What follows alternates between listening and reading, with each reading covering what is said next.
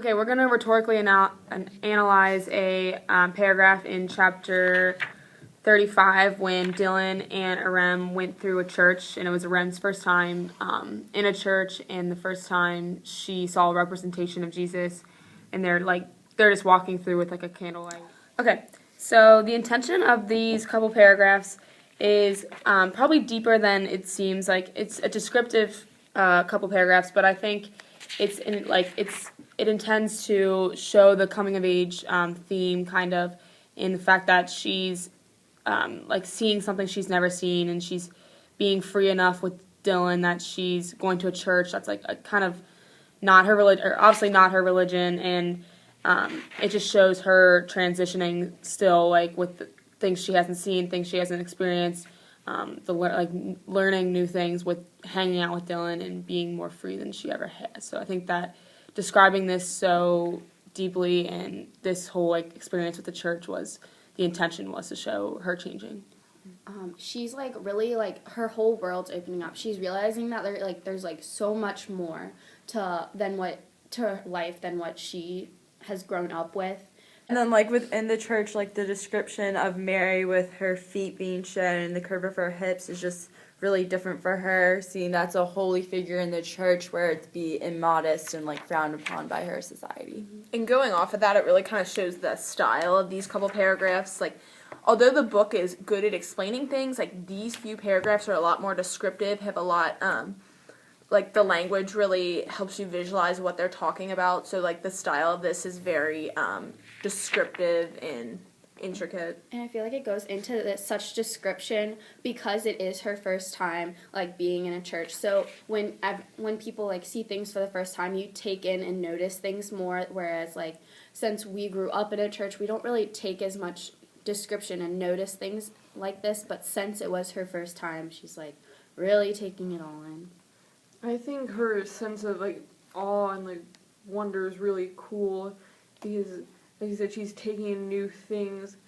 And I think that it's part of what we were talking about earlier, her sort of, separating from what her family has always taught her because of, Dylan and, trying new things and being more than she was raised to be.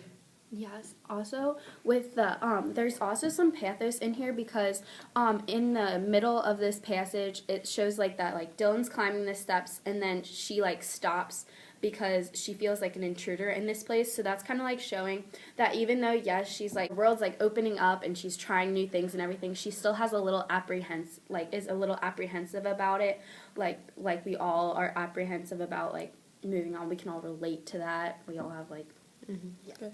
Yeah, and I think the logos comes from just the fact that we know about, the church and we know about this religion and we're, the history behind it. We know who Mary and Jesus is, so it's logical that we already know, kind of. But, we're seeing it at a different view from their first time. And then the ethos kind of comes from the fact that clearly the author knows what they're talking about, is very...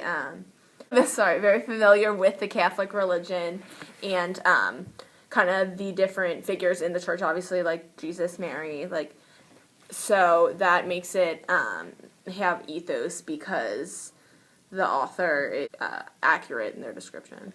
I think it also helps that he has at least some degree of familiarity with Islam because he talks about how Iram views, Jesus is this great prophet and not the son of God as we would, and how she doesn't know a lot about Mary. So I think that helps the case too. Yeah, I agree with that. Also, because I feel a deeper meaning to this passage would be when Dylan talks about how it doesn't, or Aram notices that it doesn't seem like inviting this church doesn't seem like they should be there. He's no, it really doesn't because some Greeks were killed here back in 1922 or something. And so that shows that even sacred places have a darker past and parts that you really don't want to remember and dark times in her life. And this is a dark time in her life and a dark time in all the people of Turkey with the earthquake and everything, so it shows that we all suffer, even Mary. Another rhetorical figure that I found was there's a couple of metaphors and similes, but one Her face was absolutely white, like snow freshly fallen on the street before the cars turned it black. And also another like image that I really like is a tear hung on her left cheek, suspended there as it would never fall, and it wouldn't. It would rest there forever in its darkened corner of a church. Like, I just thought that was like beautiful, and like you could really like see it and picture it in your head. Okay, and then the arrangement was a narrative, and it starts with them just walking through the church, but then as it goes on, it gets more descriptive and a little bit more deep. Okay, so I noticed one of the themes is the parenthood, is like how parents have an effect on their children and how they parent their children. Nolifer specifically had a big transition, I think, for all of us.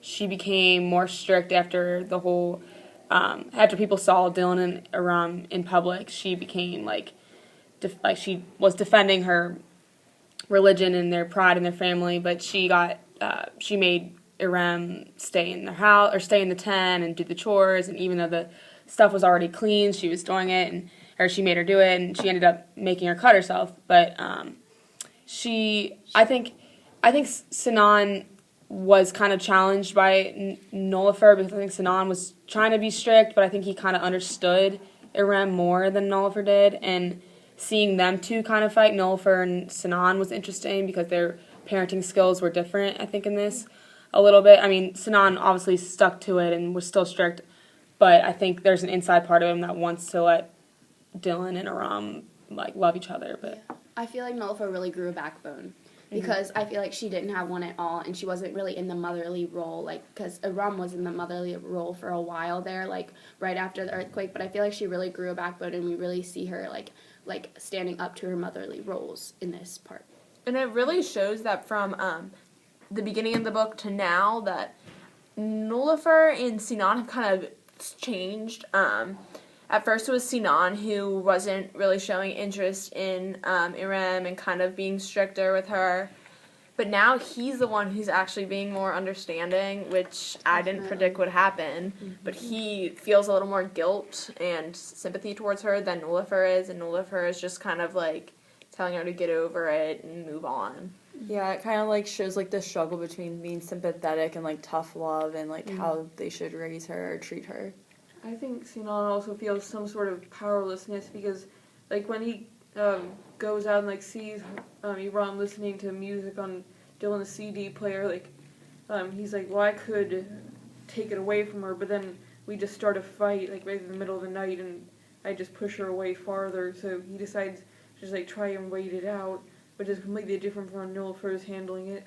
Yeah, but I feel like Nolifer has a lot of pathos, we have a lot of pathos being in the daughter in this situation when she did, like, smash the CD player, because, like, she did tell her, like, Aram, like, to stay away, and, like, she just, like, kind of lost it, and, like, we can all, like, kind of, like, relate to that, like, we just, like, lose it, and you don't really, like, know what you're doing until it's, like, too late. And another theme that kind of connects to this is there's so much fear of being judged that's kind of dictating some of Nolifer and Sinan's actions. They're so afraid of what other people will think, so that's kind of dictating the way they're parenting.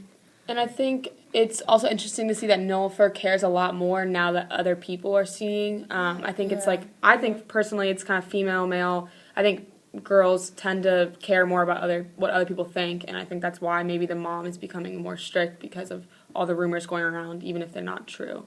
With Sinan's new job, he's really starting to notice the division of, like, between classes, between, like, the rich and, like, the poor, because even, like, when he's working there, he notices, like, that it doesn't really seem like, when he's at work, you can't tell of, like, all the hardship that's going on. Like, you wouldn't know that there's, like, a big earthquake out there, because all people are worried about are, like, their furniture and, like, their, like, nice things. And along with that, outside of his work, there was also another example when he was, like, in the train station and he was looking at the advertisements, and he was, like, admiring this, like, or he was looking at this, like, beautiful woman in this advertisement, and it said he hated the woman, like, because she was so perfect, and she was laughing, and he said that no one could possibly be that happy because he's so used to the bad things happening around him in the tent or in the campsite and stuff. So we see, like, another kind of world, like, in advertisements. It's really showing that like he doesn't believe that like there can be like happiness right now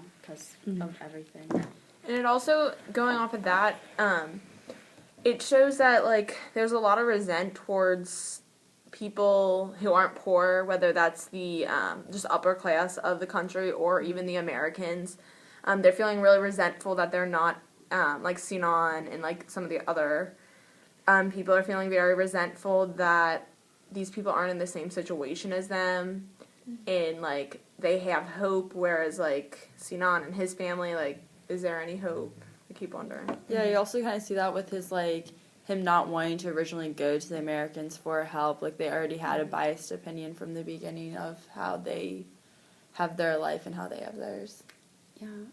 I feel like they're like, the poor, like, they kind of, like, clump the rich and the Americans into one big group, and then they're not, like, willing to be open to it because of everything that's been going on. And Yeah, they kind of, like, stereotype them. yeah. And I think Marcus is the character like in between the two because he sees that there is another side because Marcus has been so nice to Ishmael and him with his foot, and like I think he's finally starting to see like maybe we shouldn't clump everybody in one.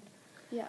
I think Sinan's point of view is pretty understandable because I think a lot of people, when they're going through something really hard, like as he is, like they see people who are happy or at least look happy, and they're like, "Well, why are you happy and I'm not?" And I think that's Yeah. a sense of pathos because Yeah. we can all relate to that. Like, we all want to blame someone. We all want a scapegoat. And, like, sometimes there's just not one. Okay, so Aram cutting herself is definitely a major plot point, and it's almost like a foreshadowing of events to happen, possibly. Yeah, because, like, you just can't, like, end it at that. Like, we know, like, they just kind of, like, brush it off, too. Like, it was very, like, quick, and, like, she just kind of, like, dabbed it with the tissue and, like, left. But you know, like, that's not going to be the end of it. Like, there has to be something more to go on with that. And I was surprised that this had happened. Like, I didn't think she was gonna do that. Like, I knew she was very angry and upset, but I thought that things would get better between what people thought of her and Dylan. Like, I thought everything would die down, but clearly it's not. Yeah, and I think Iram as a character, I feel like I saw her as like this strong girl who was going against her parents and this strong. And like Ellen said, I was surprised that she would go so weak as to harm herself. I think really I felt a lot of sort of like anger towards Nullifer because I didn't like she's driving her own child to like harm herself because of her actions, and I think that's not something a good mother should do. However, I also feel like it's a big thing about society. I feel like society's also like one of the main roles because society is driving Nullifer to do like what she's doing to Aram. But I do see I see that point. But yeah, it's like the impact of society, how it like impacts everyone. It's not just like certain people. Yeah, which is could be another theme because It sort of plays in. It seems like Nullifer cares more about what other people think than she does about like her own family at points. Yeah, that's really absolutely. true. And that like also gives like us a lot of pathos because we can all like understand like times in our life where we've been like swayed by society to do things like just because everybody's doing it or because we care about what people think about us. Yeah, absolutely. So, yeah.